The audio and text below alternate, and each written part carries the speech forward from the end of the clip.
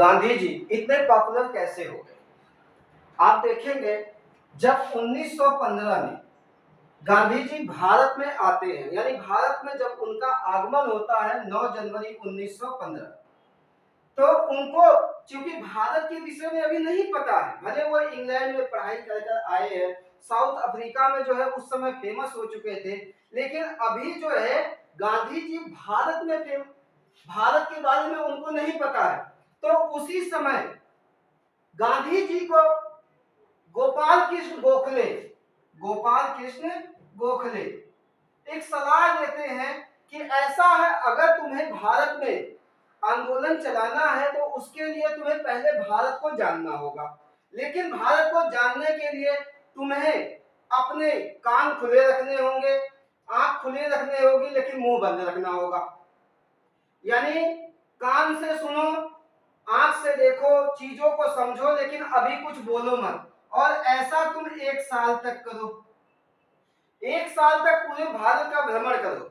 गांधी जी ने उनकी सलाह मानी और फिर उसके बाद आप देखेंगे कि गांधी जी छोटे छोटे मूवमेंट में पहले एक तो जो है कि पूरे भारत में वो भ्रमण करते हैं, फिर उसके बाद छोटे छोटे मूवमेंट में जैसे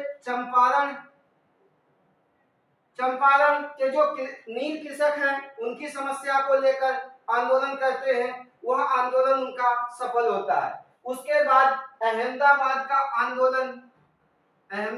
आंदोलन यह भी आंदोलन उनका सफल होता है, जो मिल मालिकों के खिलाफ श्रमिकों का था। और फिर उसके बाद खेड़ा का आंदोलन, यह भी गुजरात में है, किसानों की लगान समस्या से संबंधित था, यह भी इनका सफल होता है। यह 3 उनके आंदोलन है जो उनके सफल हुए शुरुआत वाले। फिर गांधी जी ने खिलाफत आंदोलन को भी जो है उसका भी नेतृत्व किया, खिलाफत आंदोलन। उसके बाद आप देखेंगे कि रौलक सत्याग्रह की भी चीजें गांधी जी ने अपने हाथ में ली। उसके बाद जो उनका 3 पूरे जो है कि पूरे देश में जो सबसे बड़ा आंदोलन उनका रहा है, असहयोग आंदोलन,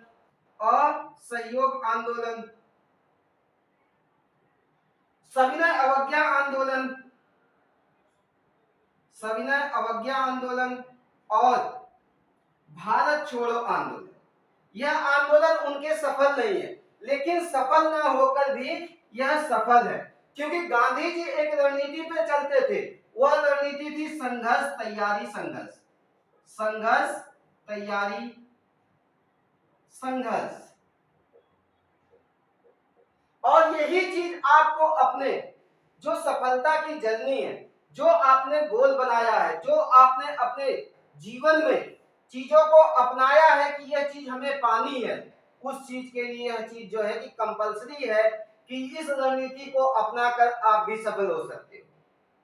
आइए मैदान में उतरिए, तैयारी करिए, लेकिन कुछ समय के बाद ऐसा आएगा कि आप तैयारी करते करते थोड़ा सा उबन आपको होगी, तो थोड़ी देर के लिए 2-4 दिन के लिए आप अपने आप को शांत कर लीजिए, खुला छोड़ दीजिए, मत सोचिए। फिर 2-4 दिन के बाद फिर से जो है कि आइए मैदान में, फिर से जो है नई एनर्जी के साथ लगिए और देखेंगे अगर आपने यह चीज 15 से 18 महीने कर ली तो आईएएस का जो एग्जाम होता है इसको आप बड़े आराम से क्रैक कर ले जाओ। आईएएस का एग्जाम ऐसा नहीं है कि बहुत टफ एग्जाम है, इसकी सबको रणनीति नहीं पता है, बस भीड़ में जो है भागे जा रहे हैं, क्राउड जो है उसमें भागे जा रहे हैं, उनको पता ही नहीं है कि हमें पढ़ना क्या है।